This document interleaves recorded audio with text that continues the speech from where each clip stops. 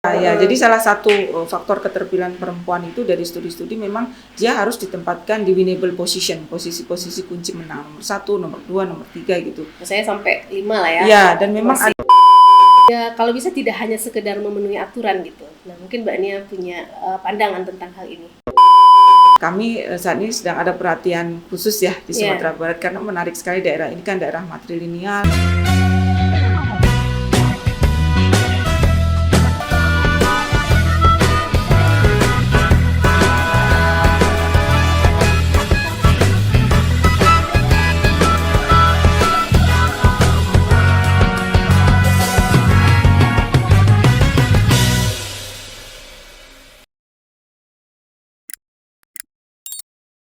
Assalamualaikum warahmatullahi wabarakatuh. Teman pemilih, ketemu lagi kita dalam podcast Pintar Pemilu KPU Provinsi Sumatera Barat. Dan kali ini kita sudah kedatangan tamu ataupun narasumber yang sangat spesial dari Jakarta, dari Badan Riset Inovasi Nasional atau yang lebih kita kenal dengan BRIN, BRIN ya. Dan langsung saja kita sapa narasumber kita pada kesempatan kali ini, Mbak Kurniawati Hastuti Dewi ya. Mbak, saya panggilnya Mbak apa nih? Mbak Nia aja. Mbak Nia ya. Nia aja, Mbak. Mungkin Mbak Nia mau kenalan dulu nih sama teman pemilih kita. Kita nyapanya teman pemilih. Silakan Mbak Nia memperkenalkan diri. Halo, selamat pagi menjelang siang teman pemilih semuanya di Indonesia dan juga di Sumatera Barat. Salam kenal, saya Nia dari Pusat Riset Politik BRIN. Terima kasih. Oke. Nah, Mbak Nia, kita pengen tahu ini Pusat Riset Penelitian ya. Nah, selama ini penelitian Mbak Nia di BRIN ini terkait dengan apa? Persoalan apa? Jadi kalau penelitian kami di BRIN itu selama ini khususnya saya memang memiliki ketertarikan ya dan kepedulian pada soal-soal gender dan politik, kemudian perempuan dan politik itu karena bagaimanapun juga persoalan politik itu tidak bisa terlepas dari persoalan keseharian para perempuan juga ya Mbak ya. Jadi kita sebagai ilmuwan juga wajib untuk memahami persoalan-persoalan yang terkait dengan persoalan praktis perempuan di tingkat lokal maupun nasional. Salah satunya mungkin di tingkat parlemen juga dan kemudian bagaimana perempuan itu berkiprah di pilkada misalnya yang dua-duanya adalah bagian dari pemilu Indonesia. Oke. Nah, ini menarik karena sebentar lagi, KPRI sudah meluncurkan tahapan pemilu serentak tahun 2024 pada 14 Juni 2022 yang lalu. Dan salah satu tahapan awal di pemilu ini adalah tahapan pendaftaran, verifikasi, dan penetapan partai politik peserta pemilu. Nah, Mbak Nia, untuk bisa mendaftar sebagai peserta pemilu, partai politik itu sesuai regulasi itu harus memenuhi unsur keterwakilan 30% perempuan di dalam susunan kepengurusannya. Dan nanti pun di dalam pencalonan juga ada ada keterwakilan 30% perempuan. Jadi secara regulasi itu sudah ada langkah-langkah yang mengatur bagaimana perempuan itu bisa berkiprah di dunia politik. Tapi sekarang kita mungkin dari kajian-kajian yang mungkin sudah pernah Mbak Nia lakukan, mungkin kita menarik juga melihatnya dari sisi partai politik. Sejauh mana upaya ataupun langkah-langkah yang dilakukan oleh partai politik untuk bisa memenuhi regulasi ini dan ya kalau bisa tidak hanya sekedar memenuhi aturan gitu. Nah, mungkin Mbak Nia punya pandangan tentang hal ini.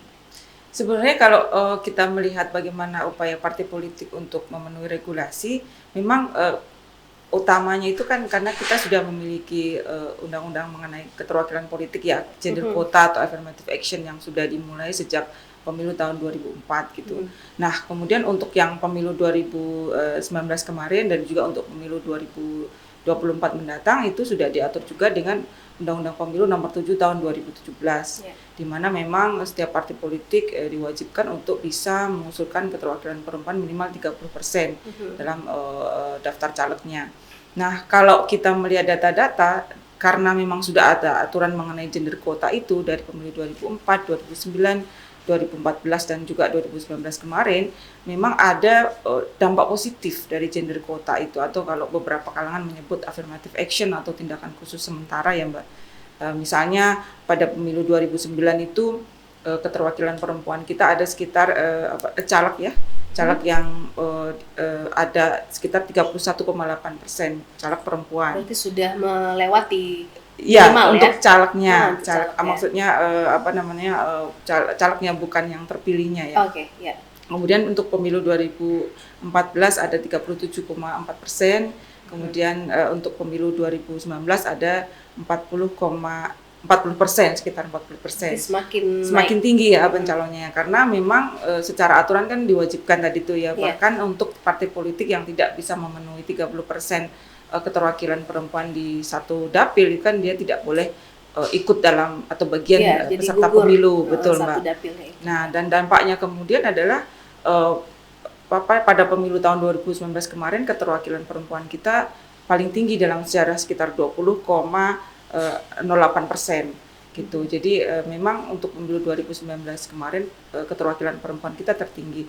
Jadi kalau dibilang komitmen partai politik secara di atas kertas karena memang ada aturannya ya, kayak dipaksa ya untuk bisa memenuhi itu karena aturan dan regulasi undang-undang kita secara hukum dan secara nasional sudah mengharuskan itu gitu.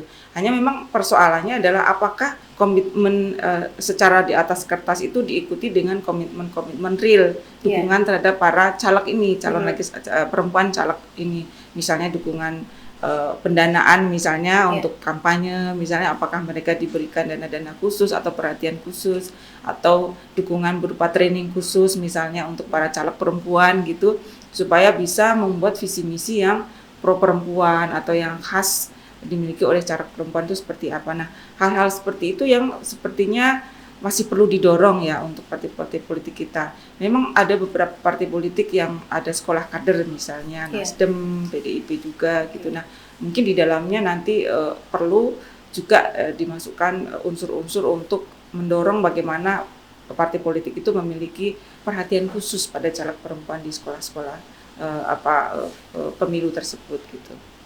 Oke, jadi tadi seperti menarik ini angka-angka yang Mbak Nia sebutkan bahwa keterwakilan ataupun pemenuhan ketentuan 30% ini semakin lama memang semakin baik ya, meningkat gitu. Itu yang untuk pencalonannya ya, tapi keterpilihannya apakah juga semakin baik atau gimana? Iya, jadi untuk pemilu-pemilu dari tahun 2009, 2014 dan 2019 kemarin memang kecenderungannya naik terus Mbak. Berarti jadi perempuan yang terpilih juga semakin dan 2019 banyak. Kemarin kan 20,8%, itu tertinggi dalam sejarah keterwakilan perempuan di Indonesia. Nah, beberapa faktor yang mungkin mengungkit itu adalah selain gender quota ya, adanya kewajiban gender quota yang memang sangat memaksa partai politik ya untuk memasukkan perempuan dalam daftar caleg dan kemudian terpilih. Nah, kontribusi keterpilihannya itu juga dari beberapa riset-riset yang dilakukan oleh para kalangan akademisi itu adalah perempuan caleg tuh harus diletakkan di nomor urut jadi. Jadi artinya jangan diletakkan di nomor urut sepatu, misalnya 32 atau 28 Selama gitu. ini tapi kita ngelihatnya mungkin kebanyakan seperti itu ya. Calon perempuan itu di nomor-nomor yang kurang strategis ya. Jadi salah satu faktor keterpilihan perempuan itu dari studi-studi memang dia harus ditempatkan di winnable position, posisi-posisi kunci menang, nomor 1, nomor 2, nomor 3 gitu. Saya sampai 5 lah ya. Ya, dan memang kita kan menganut zipper system juga. Jadi bahwa penempatan caleg itu di setiap 3 caleg itu selang-seling ada perempuan di antara 3, nomor 1, nomor 3, jadi ada selang-seling gitu. Nah, dari hasil untuk di Sumatera Barat nih Mbak, kebetulan kan memang kami saat ini sedang ada perhatian khusus ya di Sumatera Barat karena menarik sekali daerah ini kan daerah matrilineal, kemudian kami tertarik bagaimana sih caleg perempuan di sini aktif dalam politik, bagaimana berpolitik. Nah, 2 caleg perempuan yang kami amati itu Bu Siti Izati Aziz dan Ibu Leli Arni, satu dari Golkar dan satu PDIP itu, kedua-duanya ditempatkan di nomor urut 1. Untuk DPRD Provinsi Sumatera Barat dan dua-duanya terpilih kayak gitu di pemilu 2019 kemarin. Jadi memang bagaimana partai politik menempatkan posisi perempuan di dalam daftar caleg itu juga sangat penting Mbak. Itu tadi yang saya bilang komitmen tidak hanya di atas kertas tapi benar-benar komitmen untuk mendorong secara sistematis ya perempuan itu sampai kemudian terpilih gitu. Oke, mungkin kalau secara penempatan sudah lumayan, sudah cukup baik ya. Kalau Mbak Nia melihatnya secara Salah general. satu faktor yang membuat keterpilihan Ya. itu memang mereka ditempatkan. Tapi kalau dari segi kapasitas perempuannya sendiri seperti apa, Mbak? Mbak Nia melihatnya dari upaya partai-partai politik ini untuk meningkatkan kualifikasi para caleg perempuan ataupun pengurus perempuannya supaya benar-benar berperan gitu. Jadi bukan hanya sekedar memenuhi persyaratan itu gitu. Apakah sudah cukup membaik juga atau gimana? Nah, kalau dari segi kapasitas atau kapabilitas ya, itu memang bisa dilihat dari dua sisi menurut saya. Salah satu memang adalah tugas dari partai politik juga sebagai bagian dari performa dari partai politik yang baik itu adalah melakukan pengkaderan juga terhadap caleg perempuannya, termasuk mempersiapkan kader-kadernya dengan berbagai macam training dan workshop atau sekolah pemilu gitu ya. Tapi selain itu juga menurut saya yang bisa bersinergi dengan partai politik itu adalah ormas perempuan atau kita biasa sebut organisasi masyarakat sipil tapi yang perempuan ya Mbak. Karena kalau dalam teori politik itu dalam peningkatan keterwakilan perempuan itu ada teori namanya supply and demand. Nah kalau demand itu kita lihat dari sisi partai politiknya, dari sisi struktur kelembagaan atau sistem pemilunya. Nah kalau dari supply itu kita lihat misalnya motivasi dari para kandidatnya, resourcesnya atau sumber dayanya. Nah salah satu resources di dalamnya itu adalah networks atau jaringan organisasi. Nah disitulah letak potensi juga yang bisa dimainkan oleh teman-teman atau kawan-kawan dari ormas perempuan. Jadi partai politik juga harus membuka diri ya terhadap keberadaan ormas perempuan yang memang misalnya bisa menyediakan pool of talents perempuan-perempuan potensial ya untuk masuk dan dalam daftar calegnya gitu. Jadi membuka diri juga dan teman-teman atau kawan-kawan ormas perempuan misalnya Koalisi Perempuan Indonesia atau bahkan di daerah Sumatera Barat yang kuat juga wanita Islam ya. Wanita Islam itu juga istilahnya kayak mau juga kemudian bersinergi dengan partai politik. Nah, partai politik juga sebaiknya menggandeng ini teman-teman di grassroots ini karena mereka akan menyediakan pool of talents perempuan yang potensial sebenarnya supaya mohon maaf yang muncul perempuannya tidak hanya dari kalangan elit saja gitu karena kadang-kadang kecenderungannya yang muncul perempuan potensial itu dari kalangan elit tertentu ya Mbak yang punya basis material kuat, punya jaringan kuat gitu. Sementara mungkin partai politik juga harus mulai melihat nih perempuan dari grassroots level yang sebetulnya juga punya potensi mendulang suara yang besar juga gitu. Nah, saya kira perlu dua sinergi itu sih antara partai politik tidak bisa jalan sendiri, jadi harus bersama-sama dengan ormas perempuan juga. Gitu. Ya justru menguntungkan bagi partai politik ya Mbak, membantu mereka untuk mendapatkan kader-kader yang qualified dan memang dari riset kami keberlangsungan isu-isu terkait perempuan dan gender di satu daerah itu misalnya dalam bentuk perda dan sebagainya itu biasanya teman-teman caleg perempuan legislatif yang sudah duduk itu disuplai informasinya oleh teman-teman ormas perempuan ini yang memang sudah berperan dari awal dalam karir mereka gitu. Akan berbeda dengan caleg-caleg perempuan elit yang tidak bergerak dari bawah. Jadi kayak ada keterputusan gitu loh karena aku kan jadi di sini bukan karena kamu nih LSM ini gitu. Jadi cara mereka caleg perempuan dan kemudian perempuan terpilih menduduki posisi-posisi penting itu juga nantinya berkontribusi atau berdampak pada cara mereka delivering the services ketika menjadi anggota dewan gitu. Dan saya kira memang partai politik dan ormas perempuan punya mesti bersinergi gitu ya karena nggak bisa dipisahkan dua hal itu. Satunya sisi kelembagaan ya, kita ruling the pemilu yang dilakukan oleh partai politik. Satunya adalah sisi dari masyarakatnya ya yang menyediakan pool of talents perempuan potensial itu. Oke, menarik sekali. Nah, Mbak Nia, keterpilihan perempuan yang juga semakin meningkat tadi, itu kalau saya melihatnya berarti masyarakat kita sendiri itu juga sudah mulai percaya gitu ya kepada calon-calon perempuan gitu. Karena mungkin selama ini di masyarakat mungkin mereka punya persepsi kalau perempuan yang dicalonkan itu ya paling cuman buat memenuhi persyaratan aja gitu kan biar biar lolos gitu dapilnya atau gimana. Nah, tapi tadi Mbak Nia menyebutkan angka keterpilihannya juga semakin meningkat. Apakah itu berarti tingkat kepercayaan masyarakat kita terhadap kualitas calon-calon perempuan ini juga semakin baik, Mbak? Nah kalau mungkin kalau secara data saya tidak bisa menyebutkan ya karena kan misalnya tingkat kepercayaan apa kan harus dengan data ya. Iya. Tapi kalau saya lihat kecenderungan secara umum ya fenomena yang terjadi pasca Orde Baru ya. Misalnya kebetulan saya sendiri melakukan longitudinal research mengenai pilkada perempuan, pilkada dan munculnya para kepala daerah perempuan dari tahun 2005 sampai dengan 2020 itu semakin banyak calon perempuan sebagai kepala daerah dan semakin banyak juga grafiknya dari tahun 2005, 2010, 2015 dan 2020 itu yang terpilih gitu. Artinya publik itu kan sudah memberikan ruang penerimaan gitu ya yang besar bagi perempuan Indonesia untuk masuk dalam ruang politik gitu loh, yang dulu selama masa Orde Baru dilihat sebagai ruang domain dari laki-laki gitu yang sangat maskulin. Nah, sejak Orde Reformasi itu ruang politik yang dulunya maskulin itu pelan-pelan menjadi ruang yang juga dimiliki oleh para perempuan, dan karena para perempuan kepala daerah ini terpilih juga lewat pilkada langsung kan berarti masyarakat sudah mulai menerima nih keberadaan perempuan gitu. Tapi memang ada pertanyaan selanjutnya tadi soal apakah kualitas dari para perempuan yang terpilih ini sudah cukup bagus dan tidak gitu ya. Nah, itu memang tidak mudah dijawab karena di belakang itu kan kita harus melihat latar belakangnya. Jadi kayak tipologi para perempuan baik caleg maupun kepala daerah yang menang itu tipologinya dari mana sih? Apakah mereka bagian dari misalnya oligarki lokal ya, atau kalau mau pakai bahasa yang agak lebih bold adalah political dynasty gitu ya, atau mereka yang memang muncul dari karir murni, jadi political karir murni, tidak masuk dari jaringan-jaringan ini. Meskipun karena memang dari hasil riset kami perempuan yang biasanya muncul dari jaringan-jaringan political dynasty itu memiliki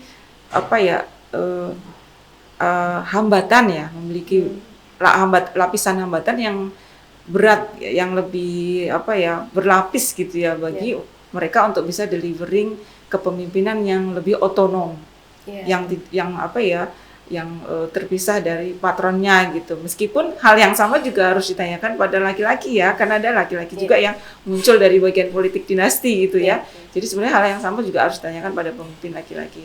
Jadi kalau bagi kita publik di Indonesia dan khususnya di Sumatera Barat itu juga menggembirakan, misalnya kayak kemunculan Ibu Betty ya di Tanah Datar sebagai calon bupati perempuan pertama di Sumatera Barat, itu juga sebuah hal yang menggembirakan ya untuk daerah matrilineal Minangkabau. Kemudian Bu Betty di Kabupaten Tanah Datar pada Pilkada 2020 muncul sebagai satu-satunya calon bupati perempuan pada waktu itu. Hanya memang pada waktu itu kan beliau belum bisa menang ya. Nah, tapi itu juga sudah menunjukkan publik menerima adanya kemunculan pemimpin perempuan di ranah Minang dalam politik ya. Kalau dalam struktur kepengurusan KPU maupun penyelenggara pemilu kan Sumatera Barat termasuk yang bagus ya gitu. Jadi kayak orang ingin gimana sih caranya melakukan kok bisa bagus perempuan di struktur penyelenggara pemilu. Nah, di politik juga ternyata pelan-pelan sudah mulai muncul juga nih, meskipun kami sebagai peneliti juga ingin tahu kok masih belum bisa terpilih kayak gitu. Jadi menarik sih Mbak Sumatera Barat ini. Oke Mbak, jadi mungkin bisa cerita dikit Mbak Nia, kalau penelitian Mbak Nia kali ini ke Sumbar ini terkait isu apa? Oh ya, jadi ke Sumbar ini kami memang titik awalnya itu kenapa tertarik ke Sumatera Barat karena daerah matrilineal ya Mbak ya.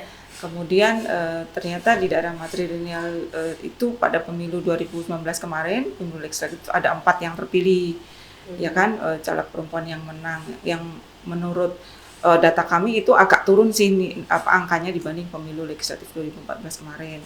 Terus kami ingin tahu bagaimana sih untuk caleg perempuan di daerah matrilineal ini menggunakan jaringan-jaringan kulturalnya barangkali ya, karena kan matrilineal sangat khas, ada LKAAM, ada Unduk Kandung juga seperti itu. Dan apakah para caleg perempuan yang muncul di daerah matrilineal itu menghadapi lapisan berlapis yang sama dengan perempuan di daerah lain, atau malah nggak terlalu banyak hambatan gitu. Nah itu termasuk juga kemunculan Bu Betty kan bagi kami peneliti dari luar konteks Minangkabau sangat menarik karena matrilineal kan berarti asumsinya akan banyak perempuan yang muncul nih sebagai calon kepala daerah gitu kan. Karena kebetulan saya melakukan longitudinal research di Jawa. Di Jawa kan sudah banyak ya calon perempuan kepala daerah. Nah di Sumatera Barat baru pertama tahun 2010 itu. Jadi kayak kita melihat ada kontradiksi di satu sisi secara kultural perempuan ditempatkan pada posisi yang bagus ya di private dan juga kultural, tapi kok di politik mungkin ada apa nih, kok belum bisa muncul sebanyak yang ada di luar lain. Betul gitu. Jadi itulah yang membuat kami ingin memahami lebih jauh karena Sumatera Barat ini sangat menarik menjadi bahan pembelajaran juga bagi perempuan di daerah yang lainnya. Kayaknya untuk kajian-kajian gender betul menarik ya. Betul Bu, menarik sekali gitu. Dan tentunya Indonesia kan sangat beragam ya. Dan persoalan gender itu kan tidak berdiri sendiri, dia berkelindang dengan persoalan kelas sosial, persoalan agama, ras, etnisitas juga gitu. Nah, ini Minangkabau itu sepertinya memperlihatkan bagaimana persoalan gender itu nanti berkelindang juga dengan persoalan yang lainnya. Yang lagi kita berusaha untuk ungkap itu kayak gitu. Oke Mbak Nia, menarik sekali diskusi kita kali ini ya, dan good luck dengan penelitiannya. Semoga banyak. Menemukan sesuatu yang menarik dan baru dan mungkin bisa juga menjadi rekomendasi untuk kebijakan nanti ya. Terima kasih dimana banyak. Kita bisa memperbaiki kualitas calon-calon pemimpin perempuan di negeri kita ini. Makasih banyak. Terima kasih sekali Mbak Nia atas kesediaannya untuk berdiskusi bersama kita di sini bersama teman pemilih juga. Dan teman pemilih, demikian obrolan kita pada kesempatan kali ini. Kami, saya dan Bania undur diri dulu dari teman pemilih semua dan sampai jumpa di kesempatan podcast kami yang berikutnya. Assalamualaikum warahmatullahi wabarakatuh.